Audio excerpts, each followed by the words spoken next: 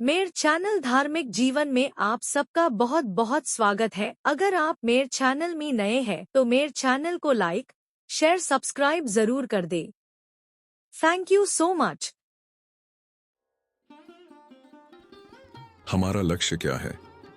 हमारे जीवन का उद्देश्य क्या है? एक बार की बात है, एक नगर के राजा ने यह घोषणा करवा दी कि कल जब मेरे महल का मुख्य दरवाजा खोला जाएगा, तब जिस व्यक्ति ने जिस वस्तु को हाथ लगा दिया वह वस्तु उसकी हो जाएगी। इस घोषणा को सुनकर सभी नगरवासी रात को ही नगर के दरवाजे पर बैठ गए और सुबह होने का इंतजार करने लगे। सब लोग आपस में बातचीत करने लगे कि मैं अमुक वस्तु को हाथ लगाऊंगा। कुछ लोग कहने लगे मैं तो स्वर्ण को हाथ लगाऊंगा। कुछ लोग कहने लगे कि मैं कीमती जेवरात को हाथ लगाऊंगा। कुछ लोग घोड़ों के शौकीन थे और कहने लगे कि मैं तो घोड़ों को हाथ लगाऊंगा। कुछ लोग हाथियों को हाथ लगाने की बात कर रहे थे। कुछ लोग कह रहे थे कि मैं दुधारू गौओं को हाथ लगाऊंगा। कुछ लोग कह रहे थे कि राजा की रानियां बहुत सुंदर हैं, मैं राजा की रानियों को हाथ लगाऊंगा। कुछ लोग राजकुमारी को हाथ लगाने की बात कर रहे थे। कल्पना कीजिए कैसा अद्भुत दृश्य होगा वह। उसी वक्त महल का मुख्य दरवाजा खुला और सब लोग अपनी अपनी मनपसंद वस्तु को हाथ लगाने दौड़े। सबको इस बात की जल्दी थी कि पहले मैं अपनी मनपसंद वस्तु को हाथ लगा दूं, ताकि वह वस्तु हमेशा के लिए मेरी हो जाए। और सबके मन में यह डर भी था कि कहीं मुझसे पहले कोई दूसरा मेरी मनपसंद वस्तु को हाथ ना लगा दे। राजा अपने सिंहासन पर बैठा सबको देख रहा था और अपने आसपास हो रही भाग दौड़ को देखकर मुस्कुरा रहा था।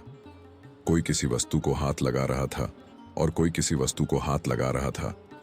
उसी समय उस भीड़ में से एक छोटी सी लड़की आई और राजा की तरफ बढ़ने लगी।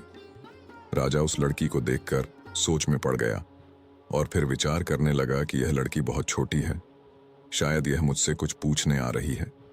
वह लड़की धीरे धीरे चलती हुई राजा के पास पहुंची और उसने अपने नन्हे हाथों से राजा को हाथ लगा दिया।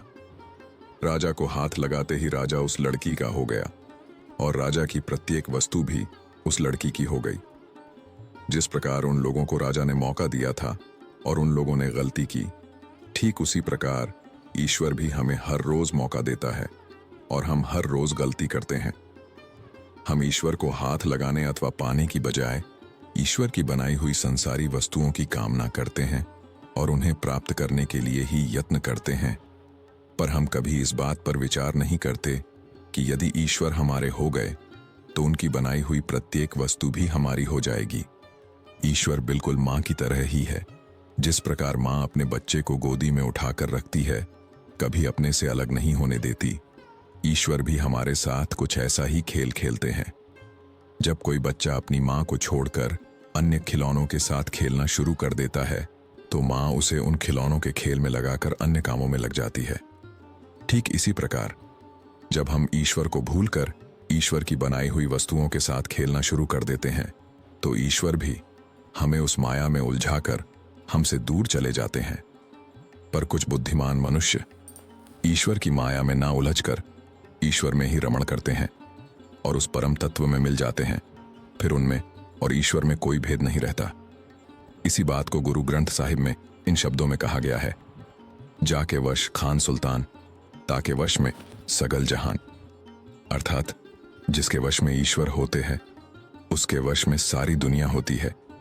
ईश्वर कहते हैं, उदास ना हो, मैं तेरे साथ हूं, सामने नहीं आस पास हूं। पलकों को बंद कर और दिल से याद कर, मैं कोई और नहीं तेरा विश्वास हूं। जय जय श्री राधे।